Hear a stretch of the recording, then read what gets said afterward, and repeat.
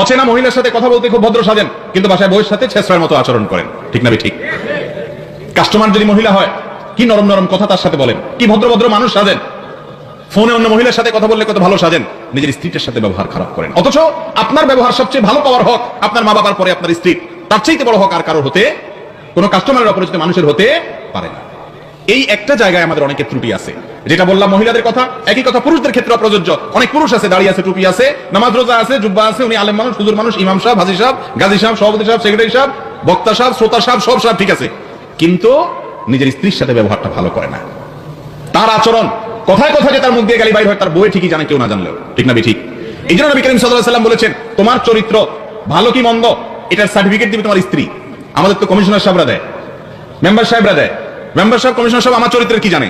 আমার চরিত্রের আসল রূপ, আমি মানুষটা বাইরে লম্বা লম্বা ভালো কথা বলি, কথায় কথায় গালিগালাজ করি কিনা, ঝগড়াঝাটি করি কিনা, মারধর করি কিনা, ভাঙচুর করি কিনা, এবং বেয়াদবের মতো আচরণ করি কিনা, বদমেজাজ করি কিনা, অসভ্যের মতো কাজ করি কিনা, এটা জানবে আমার স্ত্রী। ঠিক না ঠিক?